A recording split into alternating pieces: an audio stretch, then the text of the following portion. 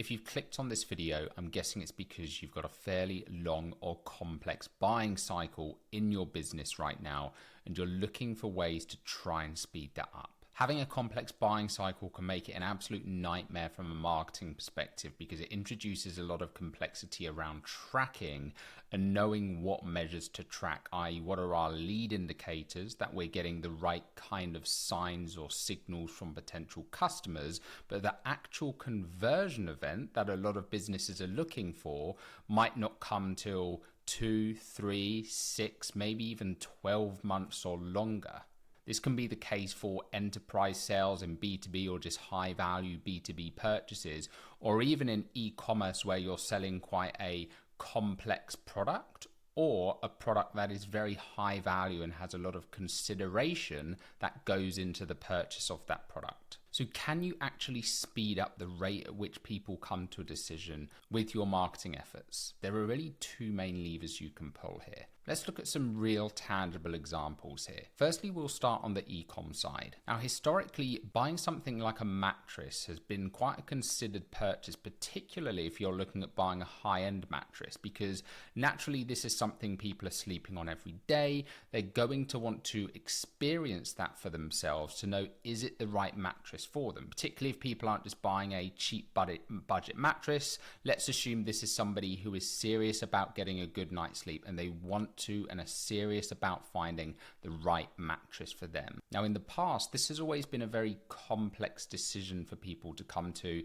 It would involve them going into several bed showrooms and actually lying on the mattresses, experiencing them for themselves, maybe having some consultations with the staff in these bed specialists and sleep specialists. And that was until the likes of Casper and Simba mattresses came along and completely disrupted that whole mattress buying model. And the way they did this was by removing friction from that purchase. One of the biggest barriers to somebody buying that mattress is knowing that they're going to be spending a significant amount of money, but they don't want to realize they've made the wrong decision to buy it, to have to then bring it back. And mattresses are big items, right? So there's a lot of consideration that goes into making the right decision there, not only from a monetary perspective, but also from the effort perspective in terms of getting that mattress to you. And if you don't like it, having to return it, and how are you going to return it? There's all these question marks and ambiguity. So if we take a look at Casper, for example, on their website, you'll see what they've very cleverly done here is they have these guarantees that address all of those concerns. So if we look at the wording on here, they've really removed as much friction as possible. So they're saying here, we know it can take the body at least 30 days to adjust to a new mattress, so we give you 100 nights to try it out for free. And then the cherry on top here, they say, if you're not 100% in love, we'll pick it up, do all of the packing and give you a full refund. So they literally kind of remove all of this doubt and friction, and they just make it so difficult for people to actually say no or even consider looking at other companies when they have such a compelling offer here and they've removed so much of the friction. Because you have to remember, this isn't just about the guarantee itself, it's the effort that goes into it. It's that question of, yeah, but then I'm going to have to send it and they're going to send me packing labels and then I've got to take this big old mattress down to the post office. You can see here in the wording, they've really highlighted and they're emphasizing the fact that they're going to do all of the hard work.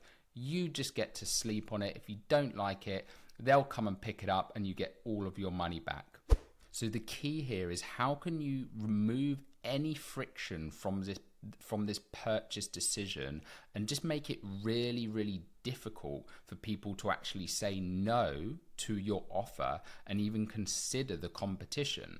Because even if there are higher end mattresses out there where they have to go into a showroom, you'd kind of be a bit stupid not to at least give this a try first. And when you compound this with all the reviews and the social proof that they now have as well, it really does become a bit of a no-brainer to at least give them a try. Now, if we take a look at a B2B company, for example, this can often be slightly difficult because you may have several different stakeholders involved in that purchase decision, and there may be a lot of complexity in terms of changing systems. Sometimes it can be a complete infrastructure change for businesses. So there is a lot of organizational and operational change and consideration that can actually be going into a lot of these purchase decisions, depending on what kind of product or service you're selling. So you are going to be limited to how much you can actually speed up the buying process here.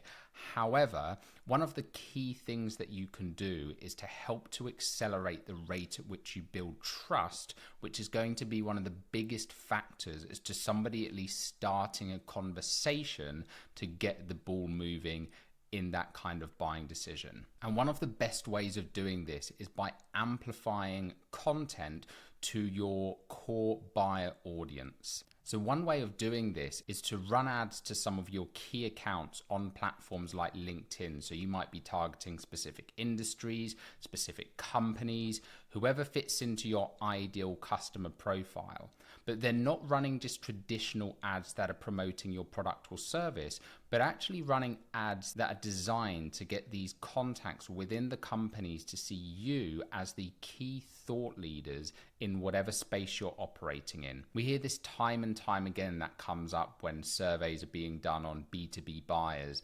And a big element of this is when people have to get buy-in from senior leadership on a service provider or a product that they're looking to invest in, there is always this question from leadership about, who is this brand? Do we know this brand? Can we trust this brand? And people always have maybe companies they've dealt with in the past, and it can be very difficult to change those.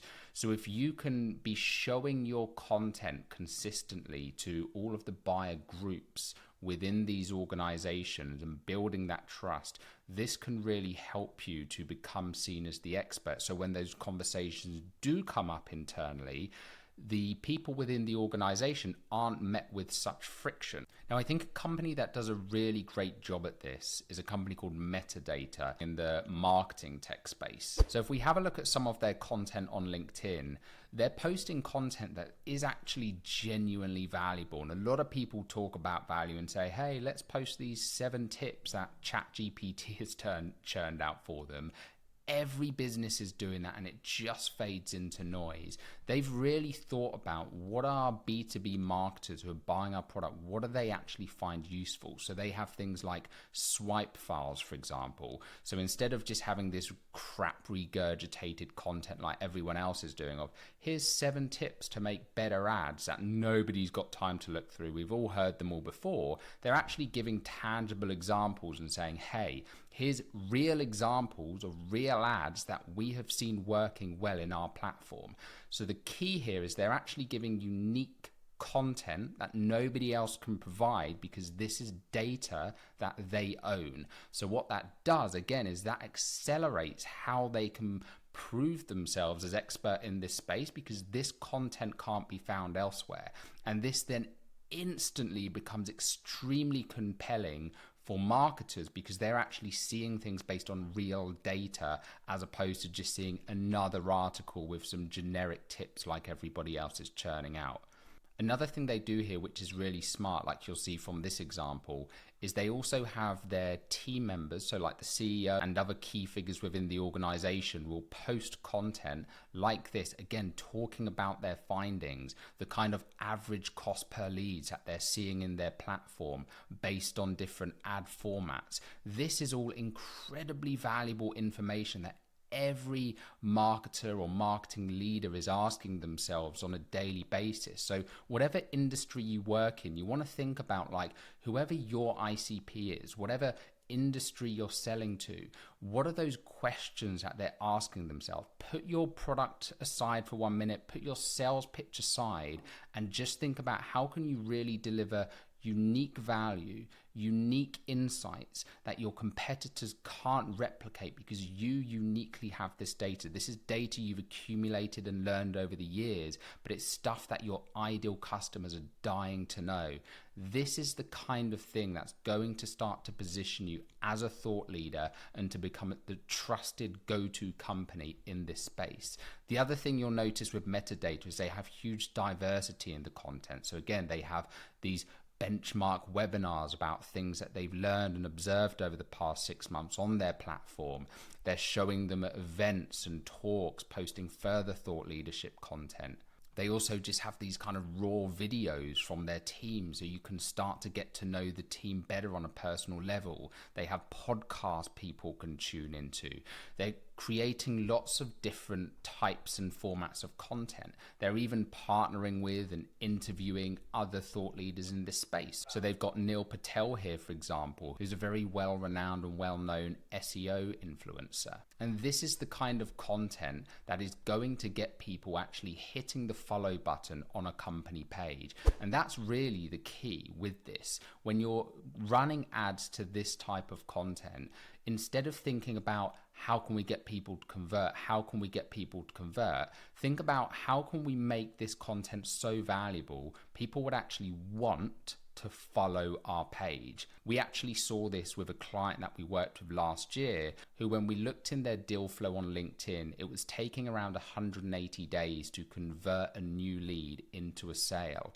After running this kind of content as retargeting campaigns to people visiting the website and putting them into ad sequences on platforms like LinkedIn, targeting their ICP, we then saw that deal flow and that time to closing a deal come down to just under 30 days. So a huge decrease in the overall time to actually close a deal, because again, these conversations have already now been happening internally. And we saw from self-attribution, where we're asking people where they heard about us, a lot of the time people were sharing videos in their internal company Slack channels because they were so valuable. So when it came to this individual in the organization asking the leadership team, they were like, absolutely, I love these guys, we can trust them, let's go ahead with it, because they'd already put in the groundwork to build that trust. So by doing these things, you're going to help to amplify and accelerate that process of building trust.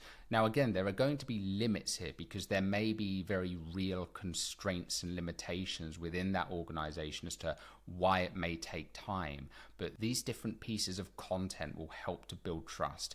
This same principle is also going to apply back to the e-commerce space as well, where if you can be retargeting people and showing them different types of content, meet the founder videos, showing them how your products are made, showing them user-generated content from some of your customers with real customer testimonials, unboxing videos, delivery videos, and things like that. It just brings people more into the experience, it builds more trust, and it gets them far, far closer to actually making that purchase decision. A lot of the time, this will actually have more of an impact on your overall conversion rate, even than the website itself. And very often, I've seen the worst looking websites in the world have an incredibly high conversion rate because their marketing funnel, their advertising funnels are so damn effective at building trust. So this is really key to not only speeding up that buying cycle, but also improving your overall conversion rate. So again, in a nutshell here, there are really two main levers you can pull. If you can pull both of these, even better. One of them is going to be asking yourself, how can we remove the friction to somebody either buying this product or at least making an inquiry? So again, if you're in B2B or you're selling a product or service, maybe it's booking a demo, maybe it's booking a call. How can you remove as much friction as possible and make it really exciting and compelling for somebody? Sometimes that's about reframing the actual call to action. So again, if we take B2B, for example, instead of saying, book a call with our team, maybe call it book a roadmap session. Show people what are they going to get out of this call? Show them that this isn't just a sales call and hey, here's what you're going to get out, whether or not you decide to do business with us. All of those things help lower the friction, lower the barrier to entry, make people feel safe, because naturally in that kind of situation, people have their guards up. Right? They feel like they're going to be sold to. So anything you can do to remove that friction is going to help there. The other thing, again, is then just making sure that you have advertising content that isn't just selling and is helping to take people on a journey, to tell your brand story, your brand narrative, to deliver real genuine value. And I don't just mean this crap regurgitated content that everyone puts out there. I mean real unique content that you can deliver from real insights that you've had, practical things that people can actually use.